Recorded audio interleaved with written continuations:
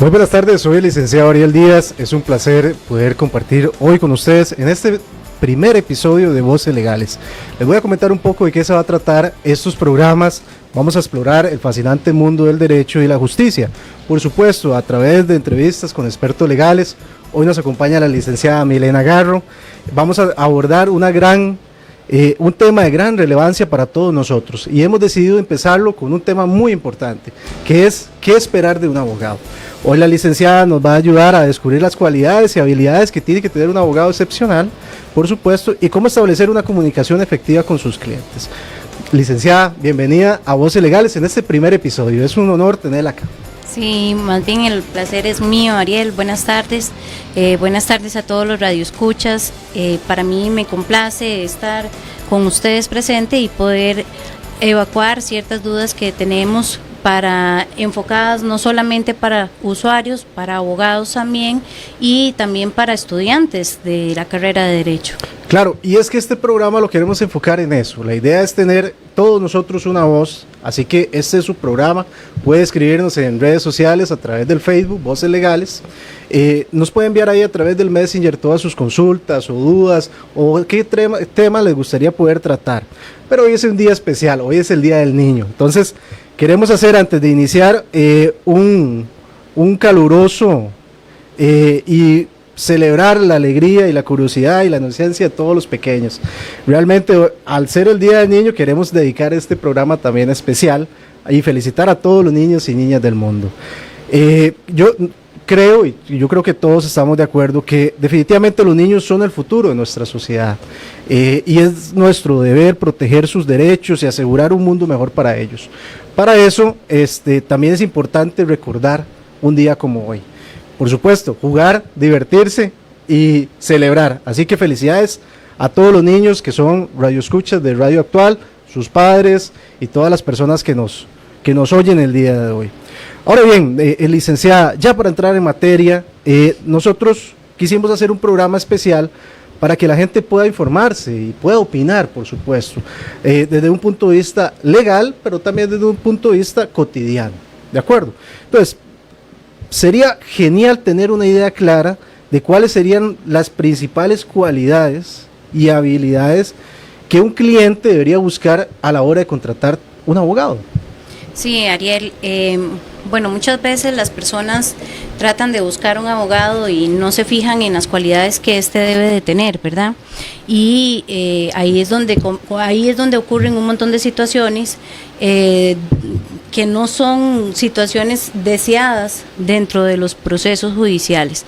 Entonces, un cliente debería de buscar en un abogado una experiencia sólida en lo que es el área legal, que él sepa de los conocimientos, que sepa de los procesos que se están llevando. No basta solo con ser un licenciado incorporado, sino que pueda desarrollar diferentes temas, habilidades de comunicación efectivas, que es muy importante que pueda tener el cliente una comunicación con el abogado y que le pueda escuchar. También es muy importante que el abogado tenga una capacidad de escuchar a su cliente para poder entender las necesidades que éste tiene.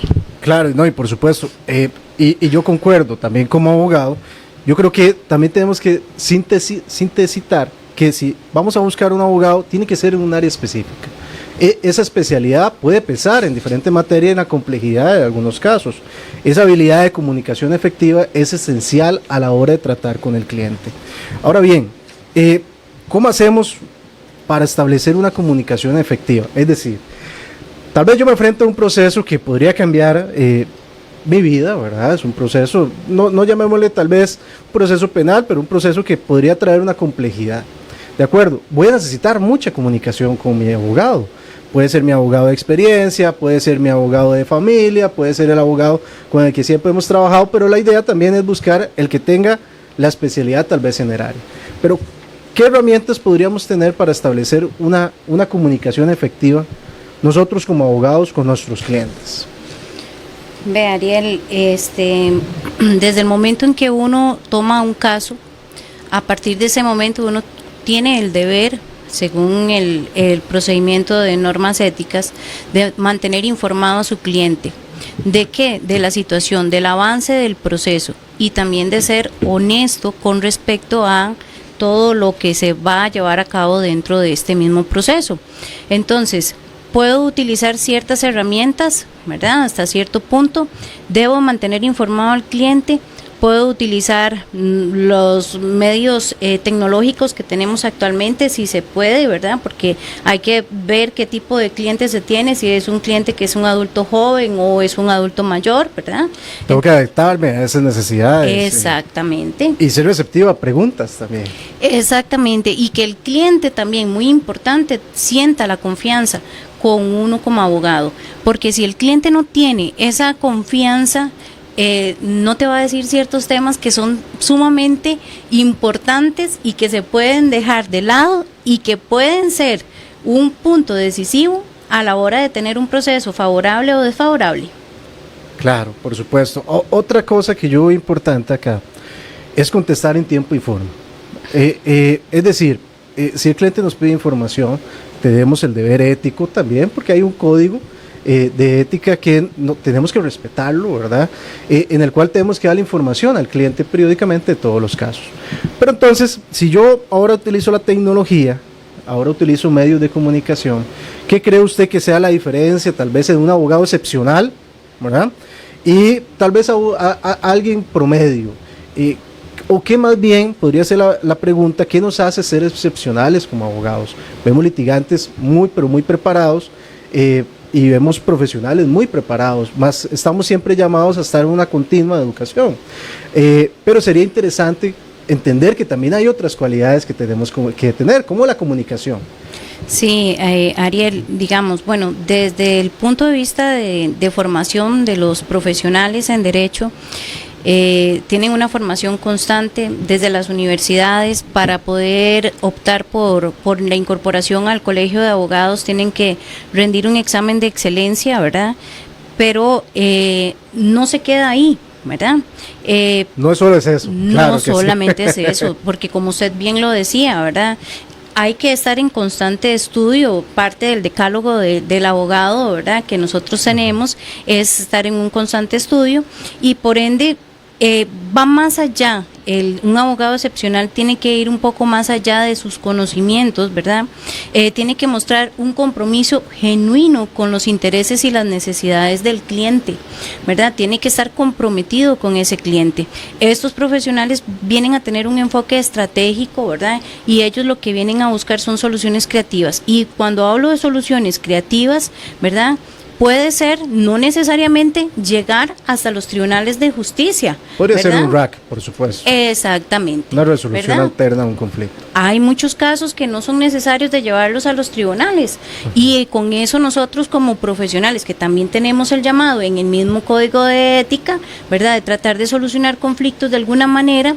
¿Para qué? Para que podamos descongestionar un poco la mora judicial que existe actualmente en nuestro país, Ariel. Y es interesante. Entonces, eso también me lleva a la siguiente pregunta. ¿Es importante la preparación científica del abogado? Es decir, es importante saber de conciliación, de ser expertos en una materia. Si bien los abogados pueden llevar cualquier materia, no hay un impedimento. Evidentemente, una especialidad te da el margen de tener más conocimiento y ir más preparado para un caso. Pero lo interesante es necesario que a la hora que yo vaya a buscar un profesional, también vea la preparación científica de esto.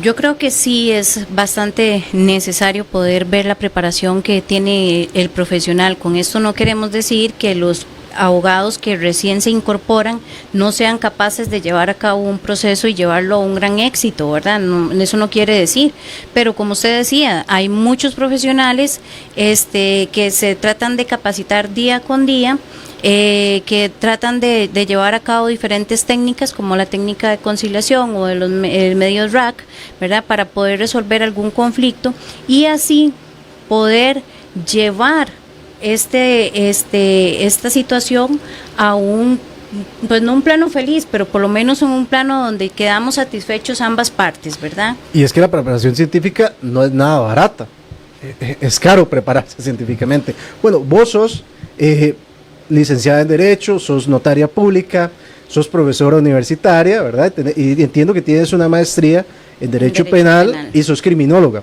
Exacto. Y supongo que estás estudiando algo más porque no vas a terminar de prepararte.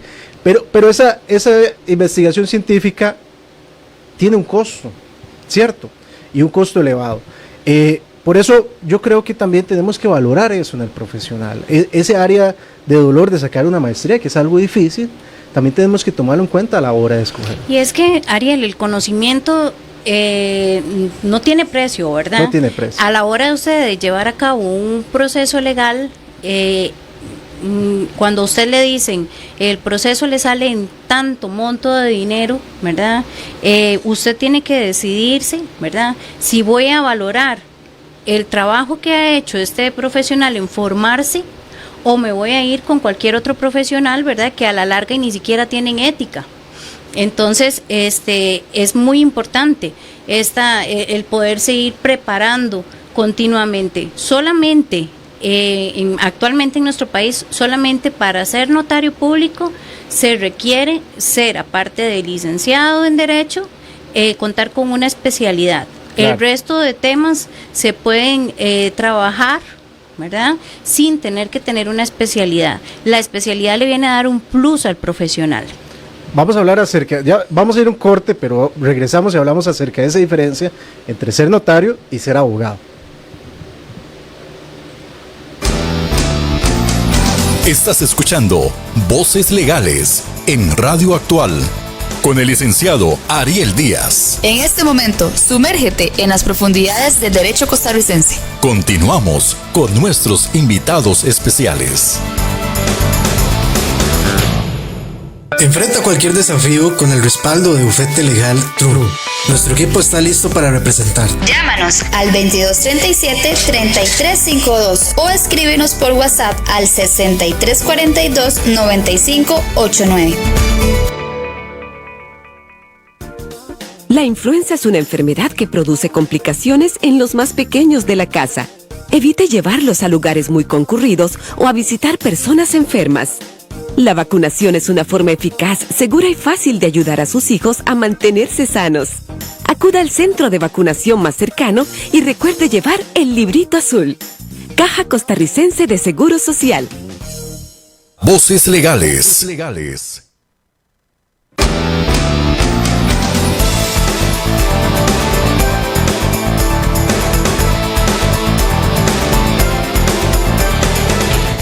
Muy bien, estamos de regreso aquí en Voces Legales, en nuestro primer capítulo de Voces Legales.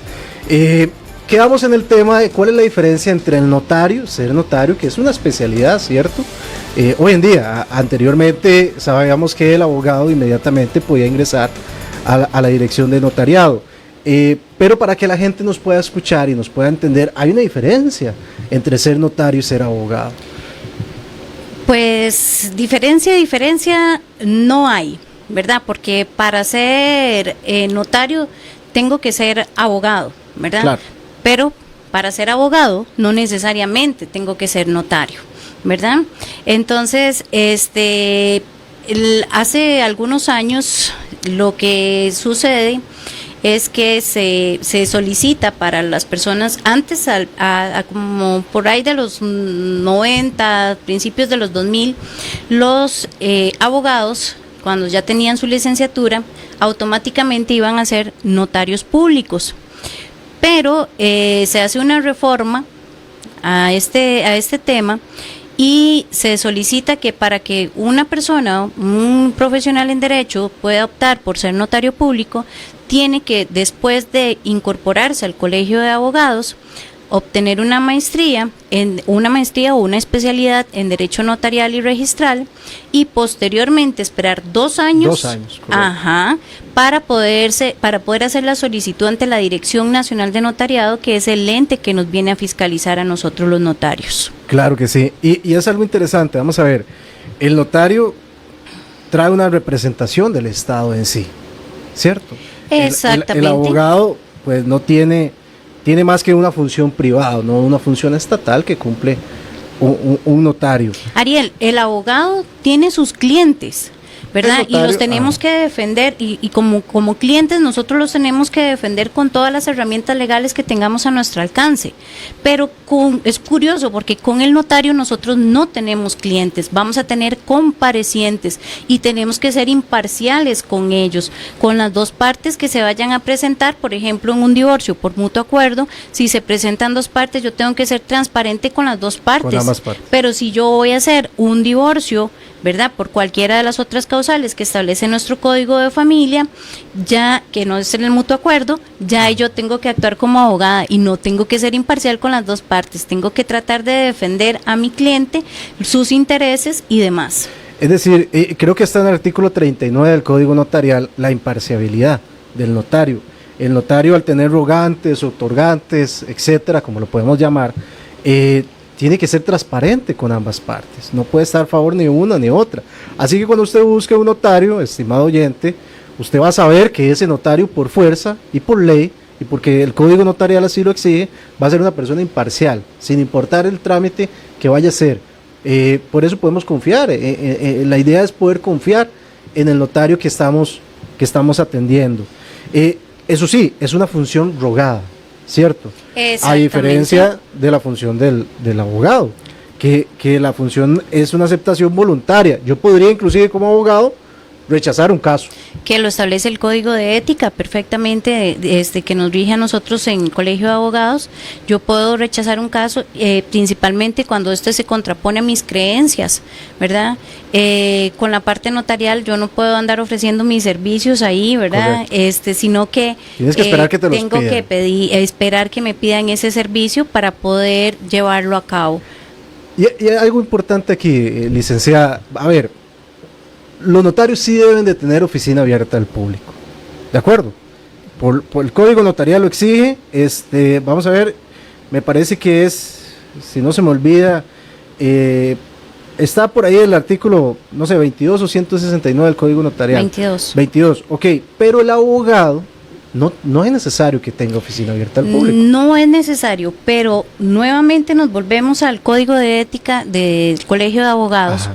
Y aquí sí me establece que, si bien es cierto, no tengo que tener una oficina abierta como sí me lo exige el Código Notarial, tengo que tener un lugar idóneo para poder atender y digno para poder atender a las partes, ¿verdad? O sea, claro, yo no voy a ir a atender a las partes a cualquier lugar o meterlas a un lugar donde vayan a tener algún tipo de riesgo. Yo tengo que tener un lugar idóneo para poderlos atender, que sea con todas las condiciones, ¿verdad? Para que la persona se sienta tranquila y a gusto de la oficina donde está llegando. Y eso me habla también del secreto profesional del abogado. Vamos a ver, creo que es el artículo 41 del Código de Deberes. Ajá. Ese famoso secreto profesional. A ver, si yo tengo un lugar idóneo, evidentemente voy a poder sentir más a gusto al cliente, o inclusive el abogado puede trasladarse a algún lugar para poder dar sus servicios, donde el cliente se pueda sentir cómodo de expresar la situación que está viviendo, porque el derecho es una humanidad. Estamos hablando de muchas veces de sentimientos, acciones patrimoniales y morales. Lo interesante del secreto profesional es que está regulado, ¿cierto? Estamos regulados por el secreto, y lo que nos dice es que no tenemos que tener intereses contrapuestos con la persona o el procedimiento que estamos pronto a realizar. ¿Qué opinas de ese secreto profesional? De esa, a la hora yo como cliente poder confiar también en el abogado, ¿verdad? Para yo poderles dar todo. No vaya a ser que llegue a la hora del juicio y tal vez no le dijimos toda la verdad. Sí, esto es un tema, Ariel, que es muy importante que la gente conozca, ¿verdad? Que nosotros como profesionales en derecho debemos de guardar ese secreto profesional, y por ende no solamente los abogados, sino también los notarios públicos, porque también somos profesionales en derecho, ¿verdad? Ese secreto profesional no solamente es lo que usted me viene a contar en mi oficina, sino que también va a abarcar las personas que trabajen dentro de mi oficina, Claro. porque los asistentes o secretarias o el nombre que le deseen poner a las personas que trabajan ahí, también se ven en la obligación de acatar ese secreto profesional. Y la ¿verdad? idea es tener confianza con el cliente, ¿cierto? Que el cliente pueda tener esa confianza de expresar lo que quiera decir. Exactamente. Hay muchas situaciones que son muy difíciles de tratar. Hay situaciones, casos, ¿verdad? Entre Claro. ellos hay unos que son como más ligeros y hay otros que son un poco más difíciles, que emocionalmente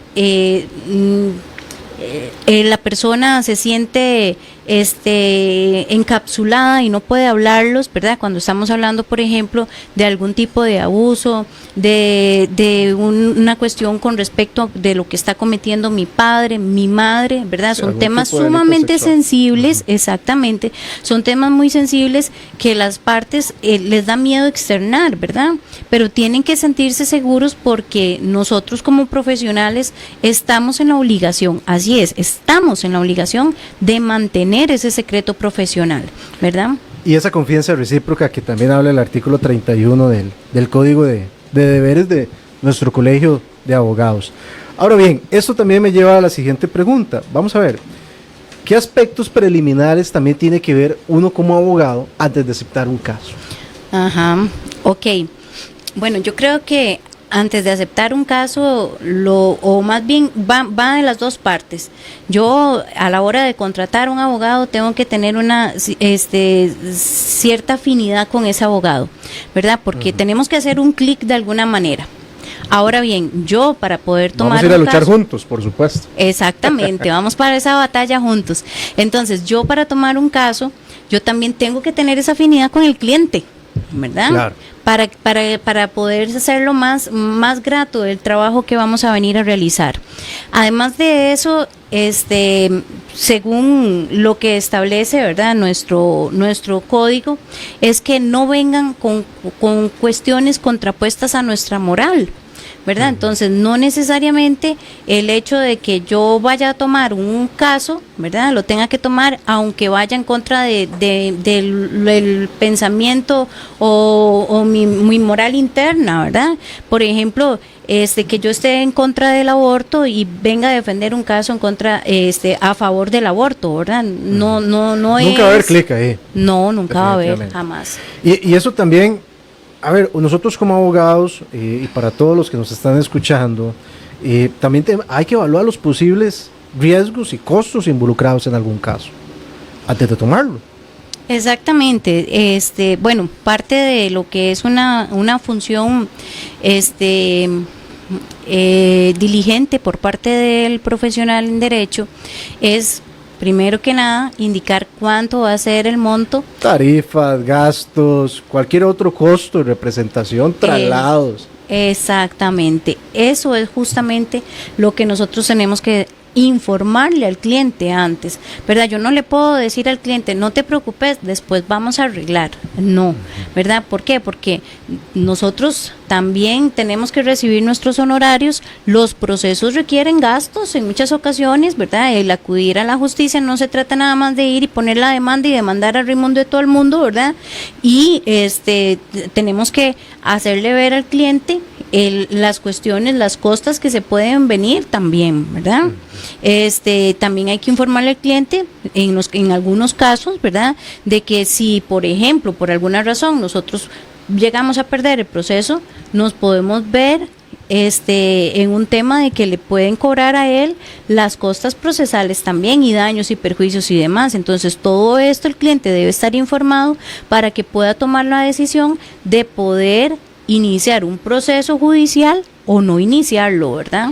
Es decir, también dentro de nuestra ética está ver si podemos y es factible tomar el caso. Si yo tomo un caso estando aquí en San José, pues tal vez el caso es de Limón, no tengo cómo trasladarme, también hay un costo imperente ahí que vamos a tener que cubrir, ¿verdad? Todo eso es necesario, analizarlo, sinceramente. ¿Qué pasa, doña Milena, si el cliente tal vez, veámoslo de otro modo, tal vez no está satisfecho con los servicios de su abogado. Podría llegar a pasar. Y supongo que ha pasado muchas veces, podría ser. Pero ¿qué pasa si está eso? Supongo que va a valer siempre la comunicación, ¿verdad? Pero ¿qué pasa si un cliente no está satisfecho con su abogado? La comunicación cliente-abogado debe ser muy importante y debe ser siempre muy honesta y muy transparente, ¿verdad? Eso es como lo primero que nosotros podemos iniciar diciendo, ¿verdad? Si ya el cliente definitivamente desea que su abogado, el que está contratado en este momento, no le represente más, está en todo su derecho también de poder solicitar un cambio de abogado, ¿verdad? Está en todo su derecho de poder contratar a otro abogado, pero también tenemos que tener claro que existen deberes para con los colegas, Ariel. Claro. Y esto quiere decir que yo no voy a tomar un caso que un cliente ya no quiere que usted le represente, yo no le voy a tomar un caso sin analizar antes de que ya a usted se le hayan cubierto sus honorarios, ¿verdad? Muy importante. Hasta el momento en el cual se lleve el proceso.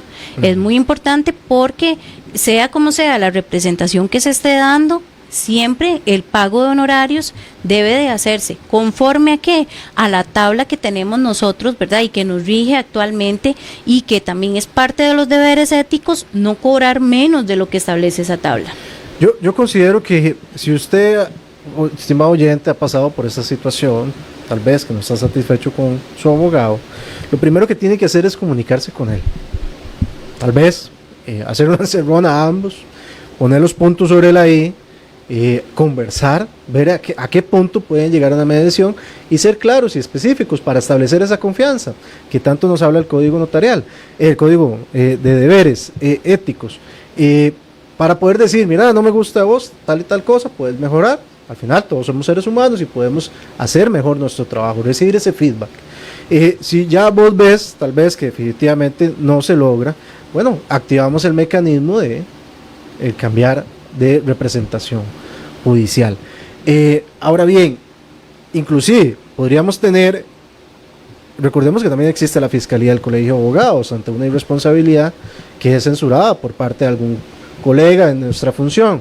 También podríamos interponer una denuncia ante la Fiscalía. Exactamente, esa es una herramienta que podemos tener, pero eso es cuando ya nos estamos enfrentando a algún tipo de malpraxis, ¿verdad? Digamos, legal en este caso, que tenga incumplimientos de deberes éticos, por ejemplo, que el Colegio de Abogados tiene sanciones que pueden ir desde los 3 meses hasta el máximo, la pena máxima, que son 10 años, ¿verdad, Ariel? Ok, bueno, ahora se me viene en mente la siguiente pregunta.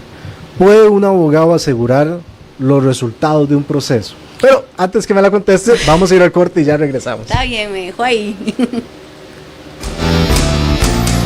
Estás escuchando Voces Legales en Radio Actual con el licenciado Ariel Díaz. En este momento, sumérgete en las profundidades del derecho costarricense. Continuamos con nuestros invitados especiales. Enfrenta cualquier desafío con el respaldo de Bufete Legal True. Nuestro equipo está listo para representar. Llámanos al 2237-3352 o escríbenos por WhatsApp al 6342-9589. La influenza es una enfermedad que produce complicaciones en los más pequeños de la casa. Evite llevarlos a lugares muy concurridos o a visitar personas enfermas. La vacunación es una forma eficaz, segura y fácil de ayudar a sus hijos a mantenerse sanos. Acuda al centro de vacunación más cercano y recuerde llevar el librito azul. Caja Costarricense de Seguro Social. Estás escuchando Voces Legales en Radio Actual con el licenciado Ariel Díaz. En este momento, sumérgete en las profundidades del derecho costarricense. Continuamos con nuestros invitados especiales. Voces Legales. Estimados oyentes, volvemos a su espacio Voces Legales. Hoy nos acompaña la licenciada Milena Garro, abogada, notaria y profesora universitaria también. Doña Milena, quedamos en la pregunta de ¿puede un abogado asegurar un resultado de un proceso? Ariel, definitivamente yo no puedo asegurar el resultado de un proceso a un cliente. por más que nosotros veamos que está... Qué difícil, ¿verdad? O que está facilísimo el caso y que ya lo vamos a Podría ganar. complicarse. Las reglas pueden cambiar en cualquier momento y se puede complicar en cualquier momento la situación. Entonces, no es para nada ético decirle al cliente, esto lo tenemos ganado, ¿verdad? Yo no le puedo asegurar eso al cliente. ¿Por qué? Porque a pesar de que existan algunos fallos con respecto a algunas materias, ¿verdad? De que sean muy similares, no quiere decir que en nuestro caso vaya a encajar exactamente a esa situación. Perdón, y eso es lo que también tenemos que entender como clientes y usuarios de abogados. Todos al final y al cabo hemos necesitado un abogado en nuestras vidas. Que todos los casos son diferentes. Si bien el procedimiento se llama el mismo, ¿verdad? Y nos regimos bajo un código procesal, cada caso es distinto. Cada caso tiene su particularidad. Exactamente. Como personas que somos diferentes, los conflictos también pueden ser muy diferentes, ¿verdad? Entonces, nosotros no podemos asegurarle al cliente que efectivamente vamos a ganar ese caso. Nosotros tenemos que hablarle honestamente al cliente, tenemos que decirle, y es parte también de nuestro deber, informarle las cosas positivas y negativas que existen, ¿verdad? A la hora de llevar a cabo un proceso y en el transcurso del proceso también, ¿verdad? O sea, yo no puedo quedarme callada y no decirle al cliente hasta que ya el cliente se dé cuenta, ¿verdad? Que tiene una condena por daños y perjuicios. Yo no le puedo decir, guardarme ese secretico, ¿verdad? Yo tengo que mantener al cliente informado y el cliente, por más dura que sea la verdad que le tenga que decir, tenemos que hacerlo, ¿verdad? Sea cual sea el resultado, Ariel. Vea, decía en 1913 don licenciado Alberto Brenes Córdoba, que todo lo hemos estudiado en la universidad, desde 1913, decía que el litigante que resulta ganancioso solo tiene a su favor el curso del pleito, las probabilidades de un buen éxito fundadas en la bondad de su causa, en la solidez de la prueba, en la competencia de su director y en el oportuno apoyo de un texto legal, de una jurisprudencia o de una doctrina bien alimentada. Palabras sabias. En 1913, imagínense. Y son palabras sabias porque... vigentes hoy en día, por supuesto. Exactamente, porque para poder tener un caso, digamos que exitoso en una cierta probabilidad, no al 100%, para poder tener un buen éxito en un proceso, vamos a requerir de muchas pruebas y pruebas que sean contundentes, ¿verdad? Donde no quepa en ningún momento la duda, ¿verdad? Por parte de el administrador de justicia, por parte del juez. Tenemos que tener pruebas muy claras de que efectivamente ese hecho se está relacionando con el caso que se está llevando a cabo. Así es. Bueno, estimados oyentes, yo creo que es importante en este primer programa analizar todas estas aristas. Tenemos más preguntas para la licenciada, pero es vital nosotros conocer acerca de la función de la abogacía, la función del notariado, también para la hora de buscar un profesional que nos pueda apoyar. Considero que también nuestros clientes, así como sus deberes y sus derechos, también necesitamos establecer bases de comunicación y también de prueba, ¿cierto? Ahora sí, entonces, ¿qué debe buscar tal vez un abogado donde tal vez es un proceso en el que usted sabe que su cliente es culpable? ¿Lo debemos defender o no lo debemos defender? Esa es la pregunta. Sí, bueno, ya hablamos un poquitito de las cuestiones éticas, de que si se contrapone o no se contrapone con los intereses morales de la persona, ¿verdad? De nosotros como profesionales. Sin embargo, todas las personas tenemos derecho a ser defendidas, ¿verdad? Claro, todas las personas. Entonces, bueno, yo sé que mi cliente es culpable, ¿qué es lo que voy a tratar de hacer? De tratar de rebajarle la condena, tratar de hacer de que sea lo más amigable con él, Tengo ¿verdad? un juicio justo. Exactamente, que se cumplan con todo el debido proceso como debe de ser. Recordemos que ¿verdad? hay un principio individuo pro reo. Exactamente, y te voy a decir, muchas veces los ciudadanos, cuando suceden este tipo de situaciones, ¿verdad? Tachan al Poder Judicial de que el Poder Judicial no cumple su deber, que las normas o las leyes de este país no están bien, que son, en algunos casos utilizan términos peyorativos con respecto a lo que son las leyes. Sin embargo, cuando nosotros ya como profesionales analizamos o vemos esa situación como profesionales, nos damos cuenta que las leyes no son las que están torcidas en nuestro país, ¿verdad?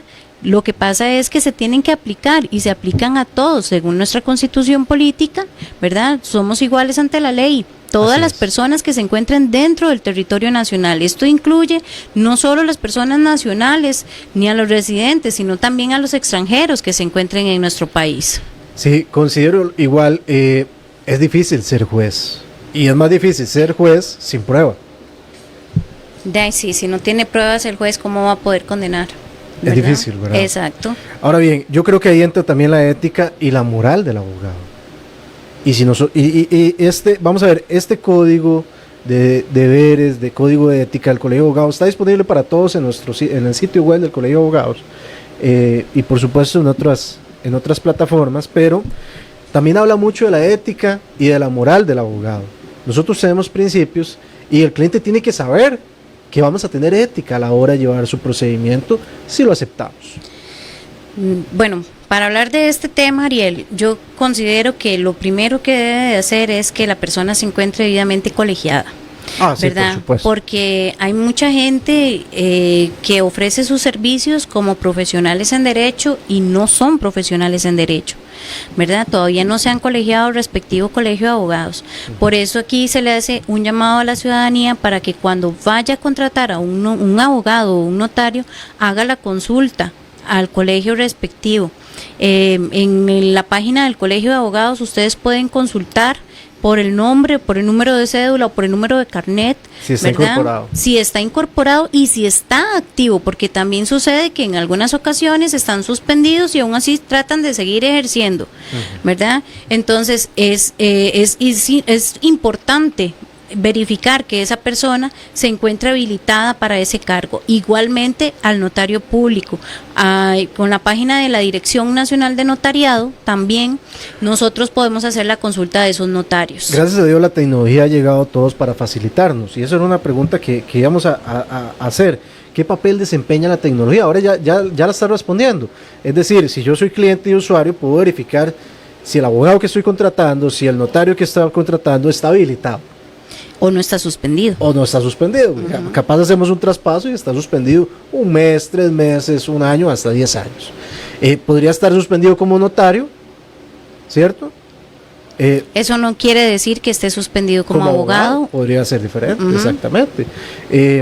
Entonces, eso es lo interesante, que nosotros también como usuarios tenemos que facilitar las herramientas para que la gente también conozca que pueden revisar, pueden acceder para ver si el profesional que estoy contratando está debidamente acreditado. Ariel, la tecnología ha venido a ser en los últimos años, desde que comenzó la pandemia, ¿verdad? Que ha sido una gran herramienta para todos, en realidad. Tenemos muchos accesos, múltiples accesos. Actualmente las personas, todos los usuarios, todas las personas de nuestro país pueden consultar en el Poder Judicial si hay expedientes donde figure su número de cédula, ¿verdad? A través de la gestión en línea, por ejemplo. Hablemos más de la gestión en línea, Ajá. Porque es una herramienta que poca gente conoce, pero es poderosísima. Exactamente. En la gestión en línea, yo simple y sencillamente lo que hago es, con mi cédula de identidad, presentarme a cualquier oficina del Poder Judicial, sea el juzgado de familia, sea el juzgado de violencia doméstica, el de tránsito, el que me quede más cerca. Yo siempre le digo a las personas, el que le quede más cerca y el que esté con menos gente. El trámite no le va a durar más de 5 minutos. Y tiene que aportar, eso sí, un correo electrónico, ¿verdad? Donde se le vaya a habilitar ahí en el Poder Judicial. Con la gestión en línea, ya yo una vez que ingreso a la página del Poder Judicial, ingreso a la gestión en línea, me logueo y puedo revisar todos los expedientes judiciales que estén relacionados con mi persona, ¿verdad? Entonces, el histórico. ¿Qué sería? El 2000, cobro judicial. 18, no, vamos a ver, 2009 hacia más, adelante. Sí. Cobros judiciales, pensiones alimentarias, contravenciones, todos los procesos van a estar ahí. Bueno, eso facilita mucho también el gestionar del abogado. Ya no hay que ir a ese archivo en Heredia eterno a sacar ese montón de copias. Ahora todo es digital. Bueno, en algunas ocasiones sí, dependiendo de la longevidad Sí, del documento, ¿verdad? Evidentemente, de las fechas actuales hacia hoy, desde el 2016, 2014 en adelante, todo está digitalizado. Exactamente, y entonces nosotros podemos contar con ese O acceso. gran parte del expediente, porque audio, sonidos, No, eso no lo vamos a encontrar. No lo vamos a encontrar. Y muy importante, Ariel, yo puedo revisar la gestión en línea sin ser notificada, ¿verdad? O sea, no quiere decir que por revisar ya me estoy dando por notificado, ¿verdad? Que eso es el temor de muchas personas, que les Principalmente en recomiendan, cobro judicial. Ajá, que les recomiendan, ¿verdad? Que un Dios libre se notifique, Sí. ¿verdad? Que no le deberíamos de tener miedo a una notificación de estas, ¿verdad? Más bien habría que enfrentar la situación. Sin embargo, bueno, hay que decirles a las personas que no van a ser notificados por revisar ese expediente, que pueden estar monitoreando todo lo que entra, inclusive antes de que se les vaya a notificar, y con esto también forzar a la diligencia del abogado. Claro, porque ahí nos vamos a dar cuenta si presentó los documentos, si el juez previno en y el abogado no me expediente. dijo, ¿verdad? Porque se le cumplió con el olvidó. plazo, porque al final el caso es de ambos, no solo es el caso del abogado. Sin embargo, el abogado director sí tiene que ser responsable de las diligencias que supuesto. se hagan dentro del proceso, ¿verdad? Claro. Tampoco podemos dejarle eso a nuestros clientes. Ahora bien, eso por el lado del Poder Judicial, ¿verdad? También dentro de los medios tecnológicos, ahora contamos también con plataformas muy avanzadas como el Registro Nacional, ¿verdad? Que ahora los trámites se pueden hacer en línea por parte de los notarios públicos, podemos presentar escrituras desde cualquier parte del país, no necesariamente tenemos que acudir directamente a hacer la fila ahí en el registro y demás, ¿verdad? Esto ha venido a contribuir también a la descongestión del registro, Por ¿verdad? supuesto. Y los trámites se hacen más ágiles, entonces yo puedo consultar y puedo tener las diferentes escrituras inclusive de forma digital y ahora en julio, que tenemos los títulos de propiedad digitales. Entonces ya yo al cliente lo que le voy a enviar es el título de propiedad digital para que él lo pueda conservar y que lo pueda presentar ante las autoridades competentes, que ellos lo único que van a hacer es un escaneo para verificar si efectivamente es un título real, ¿verdad? Me parece muy bien, yo creo que estimados oyentes, todos tenemos que aprender a utilizar la tecnología dentro de nuestras capacidades, por supuesto, pero esto también habilita mucho de poder litigar en otras áreas, en otras provincias inclusive, y poder ampliar un poco más la cobertura de algunos casos en específicos, principalmente la función de litigantes.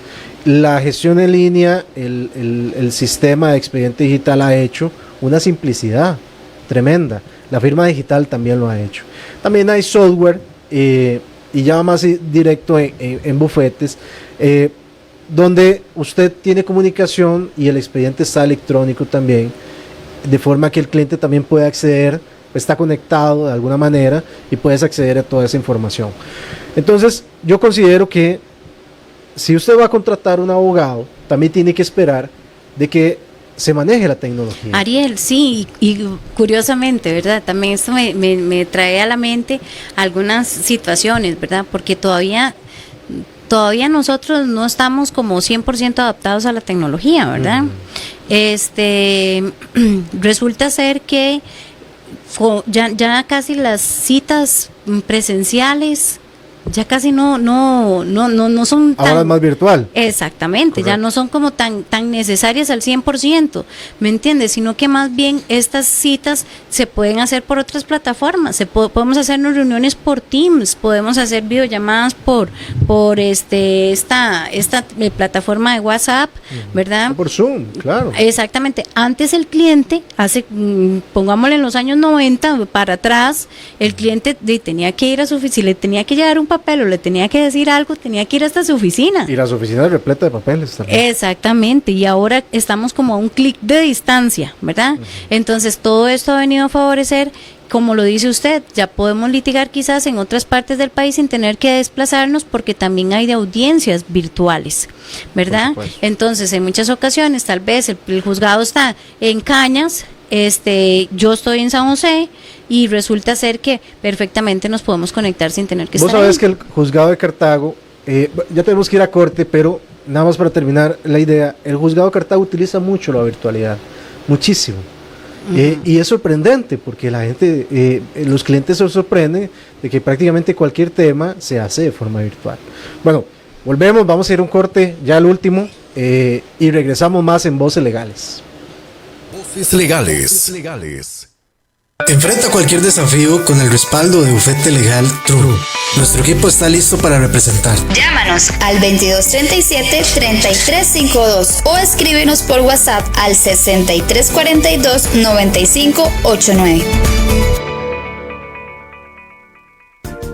La influenza es una enfermedad que produce complicaciones en los más pequeños de la casa. Evite llevarlos a lugares muy concurridos o a visitar personas enfermas.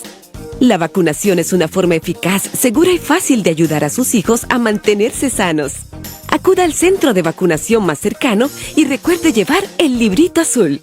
Caja Costarricense de Seguro Social.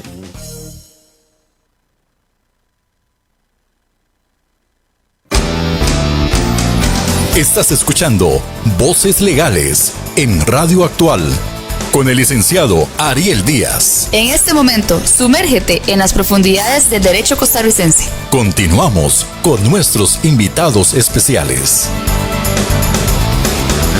Estamos de vuelta ya en este último bloque de Voces Legales. Gracias por su compañía en Actual FM en los 107.1.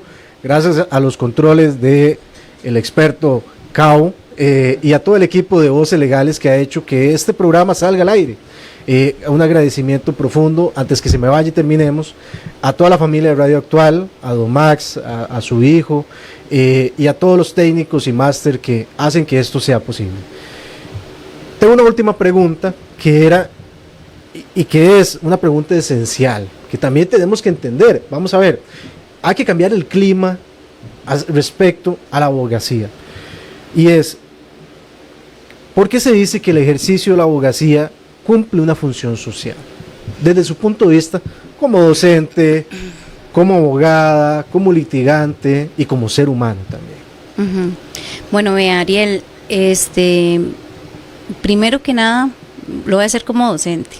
Como docente, ¿verdad? adelante. En algunas ocasiones uno les pregunta a los muchachos por qué están estudiando Derecho.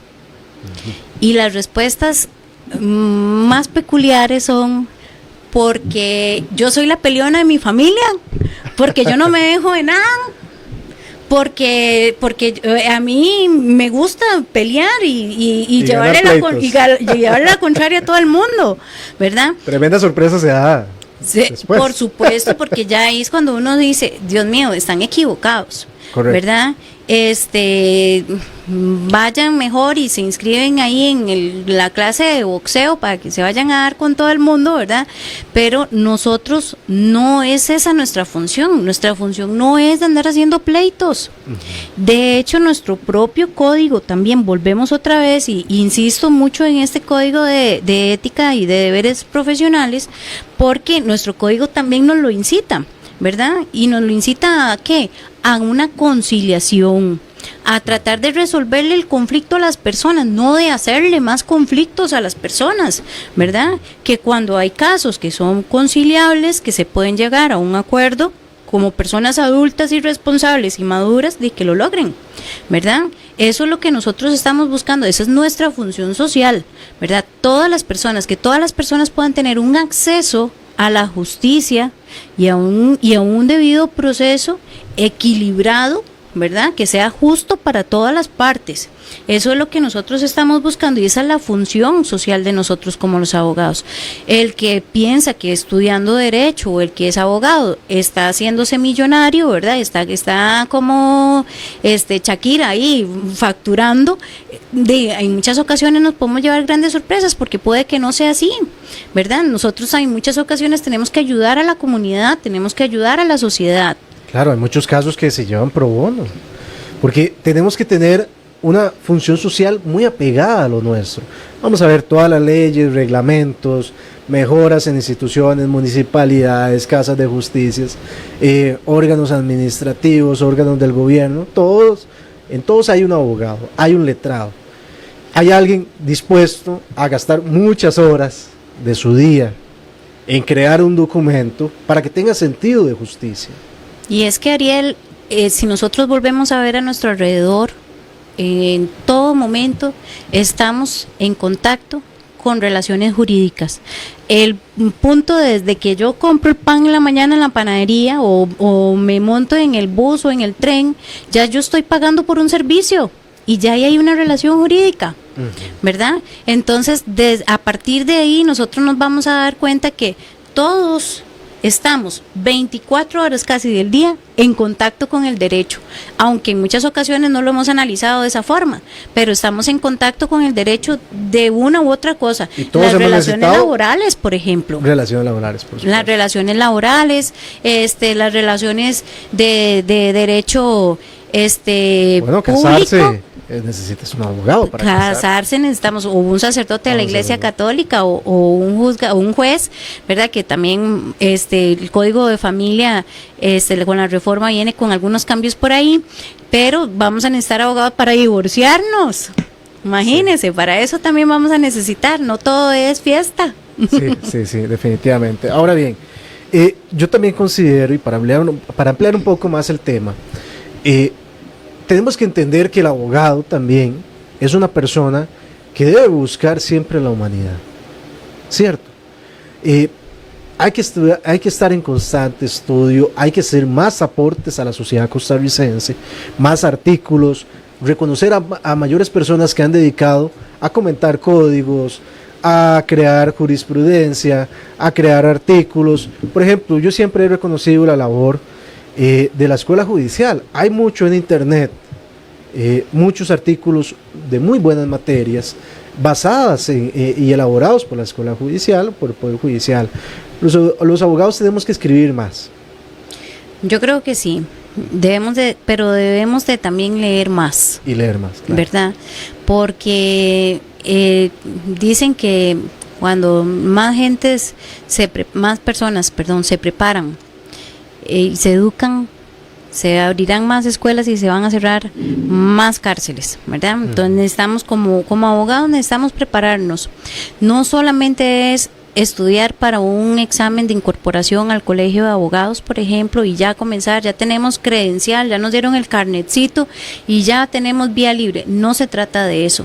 Se trata de poder cultivar y dejar las cosas mejor y como están. Recordemos que hay normas que van cambiando constantemente porque el derecho no es estático. Yo muchas veces comento, y es curioso, ¿verdad? Porque hablamos de el artículo en la Constitución Política que me dice la intimidad, ¿verdad? El derecho de la intimidad, que los documentos, las cartas son privadas, ¿verdad? Pero cuando en el 49 que estuvo en vigencia o en el 48 que se hicieron esas actas constitucionales, Ariel, ellos no pensaron que eso se iba a referir ahora a una intimidad del WhatsApp, ¿verdad? Sí, claro. del OnlyFans y del Instagram y todas estas comunicaciones que tenemos actualmente, ¿verdad? Ellos en su momento, electrónicos. Exactamente, ellos en su momento se pensaron en un tema únicamente de telegramas, de correos, cartas físicas, ¿verdad? Pero que la norma quedó tan abierta y tan a la libre interpretación que hoy actualmente no ha tenido necesidad de reformarse, ¿verdad? Porque se le puede dar esa interpretación y se pueden incluir todas estas plataformas tecnológicas que tenemos hoy en día. Qué bonito una tesis acerca de eso. Tienes que recomendársela a tus estudiantes. Está muy interesante ese tema. Yo quiero dejarles un comentario ya para ir finalizando acerca de un libro muy interesante, Los Mandamientos del Abogado. Creo que todo el mundo debería leerlo. Todo estudiante de derecho, todo abogado deberíamos repasarlo. Dice don Eduardo que tu deber es luchar por el derecho, pero el día que te encuentres un conflicto entre el derecho con la justicia, lucha por la justicia. Los mandamientos del abogado. Así es. Bueno, hemos recorrido una primera aproximación al mundo del derecho en este episodio. Agradecemos mucho a la licenciada Milena Garo por acompañarnos. Ha sido una grata experiencia y abrir este primer panorama para conversar del fascinante mundo del derecho. Los invitamos a estar atentos el próximo sábado a las 2 de la tarde. Vamos a tener más temas relevantes, temas más específicos, y les agradecemos. Feliz Día del Niño a todos nuestros oyentes y que tengan una excelente tarde. Muchas gracias. Muchas gracias a todos. Hasta luego.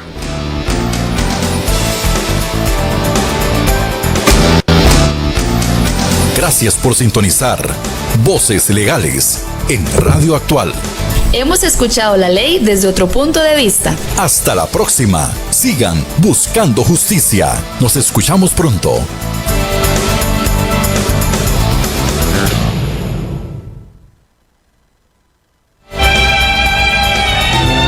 Cada 14 de septiembre, Costa Rica se une en